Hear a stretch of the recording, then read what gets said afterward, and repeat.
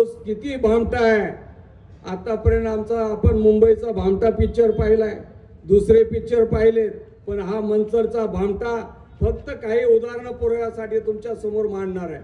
कागदाचे गठ्ठे आहेत पत्रकार बांधवांनो, ही नुसती कागद नाहीत.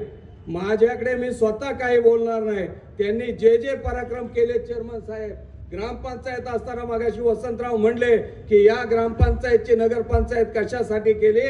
तुमच्या समोर ग्रामपंचायतचा ऑडिट रिपोर्ट आहे. त्या ऑडिट मधला खर्च आहे, वाचून दाखवला तर बानगुडे पाटलांना पुढे जायचंय, खूप वेळ जाणार आहे. या झेरॉक्स प्रति ज्यांना पाहिजे त्यांना मी उद्या देईन. त्या कोरोना काळात सुद्धा प्रचंड मोठा भ्रष्टाचार केलेला आहे बांधवांनो.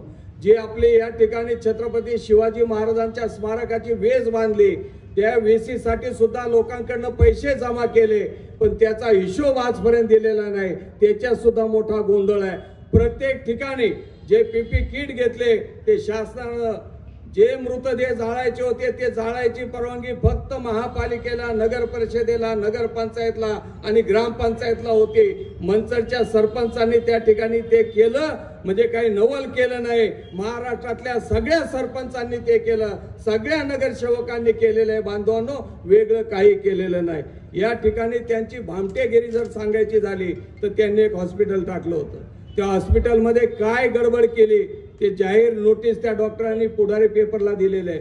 त्याचं फक्त वाचन करतो आणि 30 तारखेला राहिलेला मोठा ॲटॉम बॉम्ब त्यांच्या भ्रष्टाचाराचा मी तुमच्या पुढे फोडतो.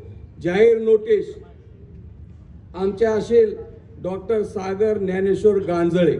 कुणाला फसवलंय? डॉक्टर गांजळेंना, आपल्याच भावकीतल्या माणसांना.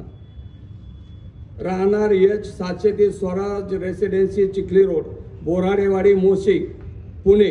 सदर जाहीर नोटिसेद्वारे तमाम जनतेस कळवण्यात येते की हे नोटीस 11 सप्टेंबर 2022 आमचे असेल श्री दत्तात्रय दशरथ गांजाळे यांनी भागीदारीमध्ये, तसेच श्री सदाकाली बशारत अली सय्यद यांनी भागीदारीमध्ये Shatayu hospital multi speciality hospital ALP हा व्यवसाय करत आहेत.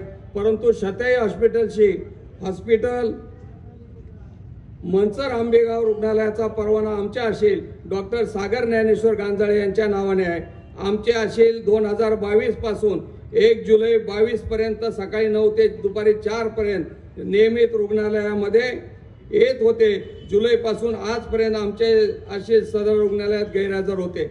दरम्यानच्या काळात आमच्या असेलांनी शतायू हॉस्पिटल येथे भेट दिली असता भागीदारांनी सदर रुग्णालय येणाऱ्या उत्पन्नाचा अपहार करण्याच्या उद्देशाने उत्पन्न दुसऱ्याच्या खात्यावर वळते केल्याचे निदर्शनास आले आहे.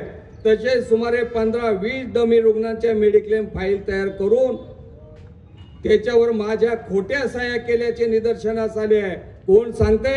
डॉक्टर गांजाळे. खोटे मेडिक्लेम केले, स्वतःच्या नात्यातल्या माणसांचे केलेले आहेत आणि लाखो रुपये या खोट्या मेडिक्लेमचे पैसे या भामट्याने लाटलेले बांधवांनो. राजाराम बानखेल यांचा त्याच्याशी वैयक्तिक वाद नाही, भावकीचा नाही, सोयरिकीचा नाही, पण जो जनतेला लुटतो, जो जनतेचा दुश्मन आहे तो राजाराम बानखेल यांचा दुश्मन आहे बांधवांनो. त्यावेळेस त्यांनी त्यांच्या खोट्या सह्या केल्याचे निदर्शनास आले. याशिवाय सदर गैरहजर काळात भागीदारांनी कर्मचाऱ्यांच्या मदतीने माझे असेलाचे रुग्णांच्या औषधाचे प्रिस्क्रिप्शन म्हणजे डॉक्टरांच्या औषधाच्या चिठ्ठ्या सुद्धा डॉक्टरांच्या खोट्या सह्या करून पेशंटला दिलेल्या आहेत. हे मी सांगत नाही, पुढारी पेपरचं जाहीर नोटीस आहे आणि त्या नोटीसमध्ये त्यांनी सांगितलेले आहे. हे सगळं निदर्शनास आल्यामुळे आमच्या असेल गैरहजर असलेल्या काळात उपस्थितीत आलेल्या काळातील दुपारी 4 नंतरच्या वेळेत शरयू हॉस्पिटलमध्ये काही गैरव्यवहार झाला असल्यास त्यास वर नमूद भागीदार त्यांचे साथीदार जबाबदार राहतील याची नोंद घ्यावी, हे नोटीस आहे. म्हणजे असा भामटेपणा आहे. आणि बाकीचे व्यवहार सांगायला गेलं तर वसंतराव बानखेले या ठिकाणी आहेत, अनेक मंचरचे प्रमुख पदाधिकारी आहेत.